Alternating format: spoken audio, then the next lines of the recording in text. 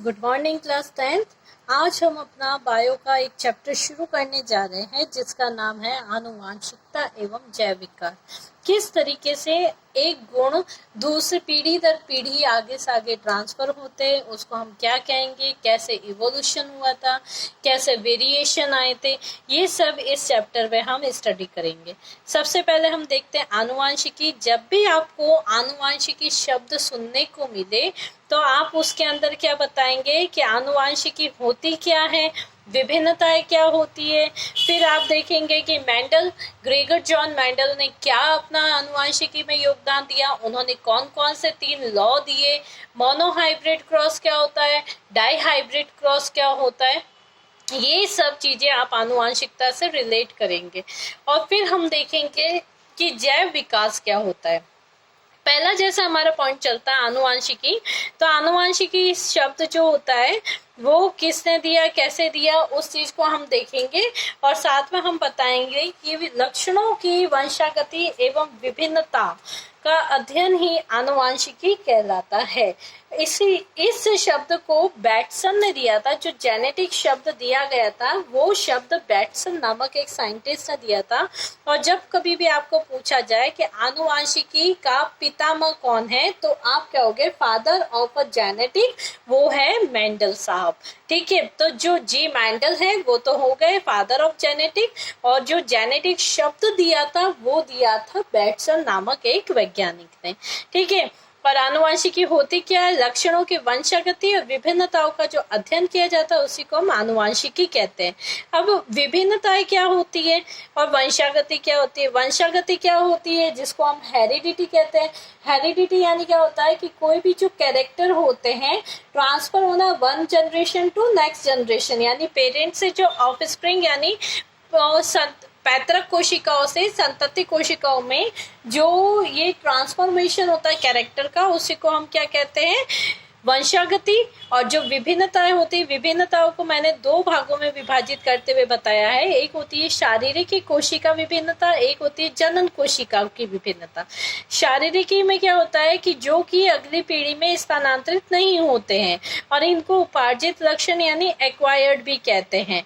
उदाहरण के लिए हो जाएगा कानों में छेद करना। अगर किसी माँ के कानों में छेद किया हुआ है तो जरूरी नहीं है कि बच्चे के कानों में भी छेद होगा ही होगा। ठीक है, क्यों? क्योंकि वो कौन सा है, शारीरिक विभिन्नता है। जनन कोशिकाओं में क्या होता है कि ये विभिन्नता अगली पीढ़ी में स्थानांतरित होती है, यानी पेरेंट टू ऑफस्प्रिंग में ट्रांसफर होता ही है। इनको हम आनुवांशिक लक्षण कहते हैं। जैसे बालों का रंग, अगर मम्मी के बालों का रंग ब्राउन है तो बच्चों के बालों का रंग भी ब्राउन हो सकता है। ये होती है जनन कोशिका की विभिन्नता। आनुवांशिकी क्या होता है, ये शब्द किसने दिया, आनुवांशिकी का पिता किसे कहते हैं, ये समझ आया। विभिन्नता क्या होती है, वंशागति क्या होती है। नेक्स्ट हम देखते हैं विभिन्नताओं के लाभ क्या होते हैं। तो विभिन्नता में क्या आता है, प्रकृति की विविधता के आधार पर विभिन्नता जीवों को विभिन्न प्रकार के लाभ हो सकते हैं। यानी जैसे उष्णता को सहन करने की क्षमता वाले जीवाणु को अधिक गर्मी से बचने की संभावना अधिक होती है। पर्यावरण कारकों द्वारा उत्तम परिवर्तन का चयन किया जाता है और जैव विकास यानी जो इवोल्यूशन है उसका बेस यानी आधार तैयार होता है। ये विभिन्नता यानी वेरिएशन ही क्या करती है, इसका आधार तैयार करती है। नेक्स्ट है आपका कि जो लक्षणों की वंशागति हम देखेंगे तो उसमें मेंडल का क्या योगदान रहा था। तो मेंडल जो थे, मैंने जैसे आपको बताया था कि आनुवांशिकी के पिता के तौर पर मेंडल को जाना जाता है, यानी फादर ऑफ जेनेटिक अगर मैं बात करूं तो वो कौन है, मेंडल है। मेंडल का जन्म जो हुआ था वो 1822 में 22 ऑफ जुलाई को हुआ था और इन्होंने पाइसम सेटाइवम यानी जो मटर का पौधा होता है उसके ऊपर अपना प्रयोग किया। ये एक चर्च में पादरी का काम करते थे और इनकी डेथ जो थी 1884 जनवरी में हो चुकी थी। इनकी डेथ के बाद उसके 6 साल के बाद में पुनः जो मेंडल के जो पाइसम सेटाइवम यानी मटर के पौधे के ऊपर जो इन्होंने प्रयोग किए और जेनेटिक का अध्ययन किया था वो बाद में वापस रीडिस्कवरी हुई उसके ऊपर। और जो रीडिस्कवरी हुई थी वो 1900 में हुई थी और रीडिस्कवरी कॉलेंस, हुगो डी व्रीज और एरिक महोदय ने की थी।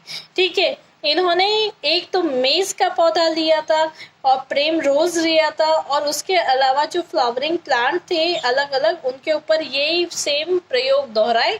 और उन्होंने बताया कि जो मेंडल ने काम किया, जो उन्होंने थ्योरी दी, जो उन्होंने स्टैटिस्टिक्स दिया, वो एकदम सही है, राइट है। और जो उन्होंने बताया कि जो वेरिएशन होता है वो, और हेरिडिटी और जेनेटिक के संदर्भ में जो भी उन्होंने प्रयोग किए वो सब सही है। उसके बाद में उनको अवार्ड दिया गया, और मगर ये कब हुआ, जब उनकी डेथ हो चुकी थी। डेथ के भी 6 साल के बाद में हुआ था। अब मेंडल ने किया क्या था वो देखते हैं हम, कि मेंडल ने वंशागति के कुछ मुख्य नियम प्रस्तुत किए थे। उसके लिए उन्होंने मटर के पौधे के 7 विपर्यासी लक्षणों को चुना। अब वो 7 विपर्यासी लक्षण कौन से थे, उनका स्टडी हम करते हैं।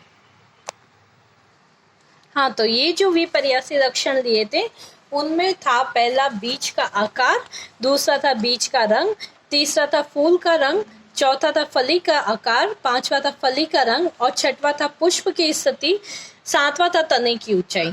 इन 7 विपर्यासी लक्षणों के आधार पर उन्होंने मेंडल ने प्रयोग किए। अब इसमें क्या लिया उन्होंने, कि जैसे बीज का आकार था तो 2 आकार लिए, एक था गोल जिनको तो बोला डोमिनेंट, और जो दूसरा था वो था रिसेसिव यानी अप्रभावी। प्रभावी और अप्रभावी।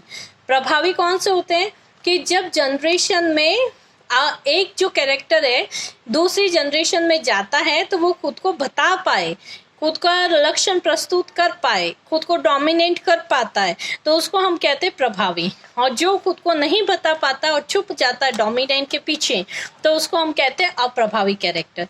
तो बीज का आकार एक गोल था और उसके साथ जुर्रेदार था। बीज का जो रंग था वो पीला और हरा था। फूल का जो रंग था वो बैंगनी और सफेद। फली का आकार फूली हुई और सिकुड़ी हुई। फली का रंग हरा और पीला। पुष्प की स्थिति अक्ष और आंत्य, और तने की ऊंचाई लंबा व बौना। ये 7 जो लक्षण थे वो आपको एज इट इज इसी सीक्वेंस में याद भी करने। मेंडल के द्वारा जो पौधों का चयन किया गया वो पौधा था मटर। और इसका क्यों चयन किया गया था, तो इसके भी कुछ है कारण। कि पहला है कि मटर का पौधा जो होता है उसका जीवन काल कितना होता है, छोटा होता है। ठीक है, बहुत ही लंबा टाइम आपको इस पर नहीं देना पड़ेगा, एक ही साल में सारा काम हो जाता है। सामान्यतः इसमें स्वपरागण होता है और कृत्रिम परागण भी कर सकते हैं। जैसे आपने इमैस्कुलेशन का नाम सुना होगा। इमैस्कुलेशन क्या होता है, कि कई बार मटर को जब हाइब्रिडाइजेशन से हमें पैदा करना होता है तो हम उसके जो परागकण होते हैं उनको क्या करते हैं, हटा देते हैं, और जो कृत्रिम परागण कराया जाता है उसी को हम क्या कहेंगे, इमैस्कुलेशन, और उससे नई संतति को उत्पन्न किया जाता है। नेक्स्ट है, लक्षण जो होते हैं स्थूल रूप से यानी स्पष्ट दिखाई देते हैं, इसीलिए उन्होंने मटर का पौधा चुना था। नेक्स्ट हम देखते हैं कि जो मेंडल ने प्रयोग किए।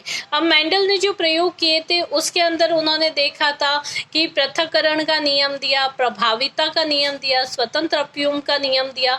उसमें उन्होंने एकल संकर संकरण बताया जिसमें एक ही तरह के लक्षणों को लेते हुए संकरण कराया गया। फिर उन्होंने द्विसंकर संकरण बताया और उसमें एक से ज्यादा यानी 2 लक्षणों को लेते हुए संकरण कराया और संतति को प्राप्त किया। ये हम देखते हैं नेक्स्ट वीडियो में।